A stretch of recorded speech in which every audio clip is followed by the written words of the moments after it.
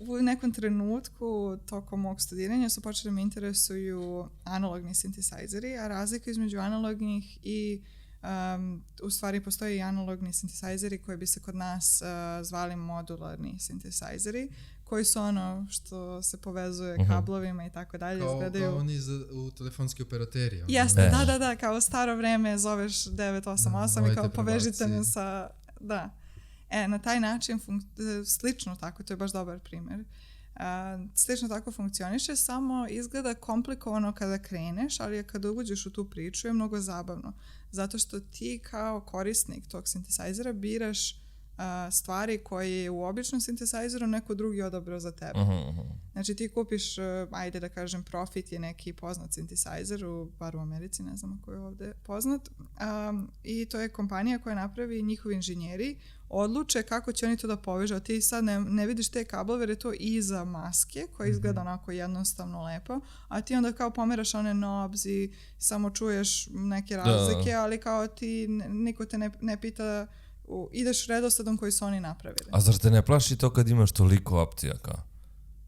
Da. Mislim da, zato što možeš i najgora stvar oko svega je da ti napraviš nešto super i kao sad sam zadovoljan, ne možeš nikada ponoviš. Čak i da slikaš kablove, da staviš te knobs na isto mesto, sljedeći put kad izvučeš i uključiš u struju ponovo, napon je drugačiji i to ne zvuči isto, ni slično.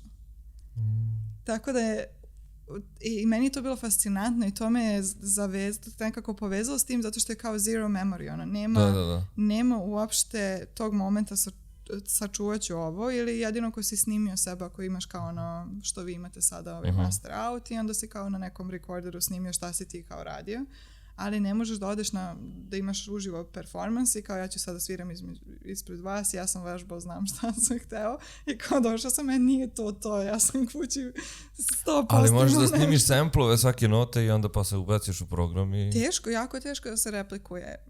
Čak i ako imaš samplove, jako je, mislim, skoro nemoguće da se ponovi ista stvar, ali možeš da ostaviš taj kao patch, neki glavnu povezanost, tu neku glavnu ideju. Ali to je meni bilo fascinantno i zato sam se toliko zainteresovala za to jer mi je bilo kao nešto što mi je bio kao izazov. Ali što ti kažeš, stvarno sam bila uplašena kad imaš to... Pa da, kao imaš i onda kao, ne, ovo je bilo bolje, a možda je ono bilo bolje, ali ja sad ne znam jer je bilo pre 2 sata. Ja to nikad ne mogu sviram. Pa da, ti ne možeš da se odlučiš ja u kafu koju... Ja bi stajao 15 minuta, a ne bi znao šta radim. Niko šta sad? Pa ne, bukvalno. To nije za neodlučne ljudi. Nije za neodlučne, treba da stoji na natpis. Ali u toj priči isto što je jako interesantno da su me pozvali da dođem u Beograd i da dolazim u avgustu u Beograd, da radim rezidenciju na radiju Beograd, elektronski studio Radio Beograda. Oni imaju synthesizer koji je jako redak, zove se EMS Synthi 100, broj 100 i postoji ih, ja mislim, samo par u svetu funkcionalnih, možda 20-30 napravljeno ukupno, ali samo funkcionalnih mislim da ima 6 u svetu i jedan je u Beogradu. I sad, ja nisam baš ima nekih onako neočekivanih stvari koje u Beogradu su i rade. Kao. I rade, da. I to je Svetlana Maraš, jedna od mojih, hajde da kažem, koleginica, kompozitorka koja je došla ja mislim da je studirala negdje u Finskoj i došla, vratila se u Srbiju i videla to. To je kad studiraš negdje i kao došla si kao, ovo vam je $500,000, znači kako ne znate šta imate. Da. I to ti ono a zašto nisu mogli da iznesu? To su Srbi se setili u tokom bombardovanja kad je bilo ono i tako dalje. Htjeli da ga iznesu, a čovjek ga je sklopio unutra i ne može da se iznese mala vrata.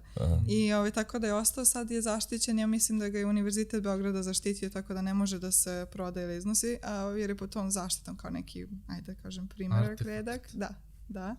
Ali kada to sam čula skoro kad sam bila kod njih da pogledam sve to, su mi rekli da kad je došla ta Svetlana da je to bilo prvo čišćenje mesecima, da skinemo sve što je pokrivalo taj synthesizer. Pa ovo je arhiva postalo umeđu vremenu, znaš ono. Pili kafu na njemu. Pa nađeš pozadi u ono nekom, znaš, ono, sandučetu flaša rakije skrivena, znaš. I vidiš da te nakon čišćenja je par dana tonac bio izuzetno nervozan.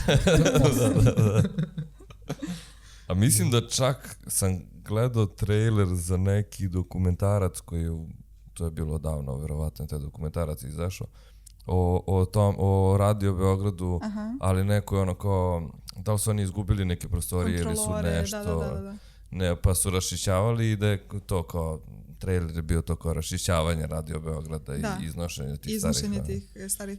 To je isto jako zanimljivo, zato što drugar je radio, ja mislim da li je bio producent ili režiser na tom filmu, na tom dokumentarnom filmu.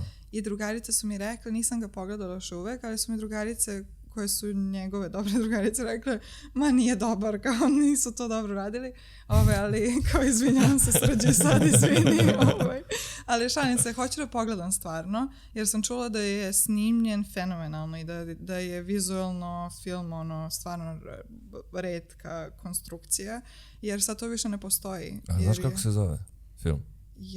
Ajde napisat ćemo posle u ja možda, opisu mislim, ja ne mogu se setim da li ovaj moj montažer to montirao ili on to meni samo pokazao. Ne. Da. Pitat ćemo, nisam sigurna. Kucat ćemo Radio Beograd, dokumentarni film. Da, dokumentarni film i to je nešto što se jako retko dešava da se kao digitalizuje studija. Znači sad mi prelazimo kao sa analognog... to je digitalizacija studija. Da, sa analognog na digitalno. A meni to sve analogno zanimljivo i kada je NASA radila svoju digitalizaciju, ja sam radila na nekom projektu u JPL-u. JPL je bio oblast branša NASA i samo u Los Angelesu. I ja sam radila za njih, oni su prodavali, bila je kao aukcija, da jedno dugmence tih analognih su prodavali za $2,000-3,000, a u Srbiji se to verovatno bacilo, ko zna gde je to završilo. Misliš od naše NASA? Zdravko možda i pokupio nešto. Ne, ja skupljam, ja tako više ove 100 stolica, to je ispred kontejnera. Ali Zdravko, ako si pokupio to javi, molim te, trebaju mi ti.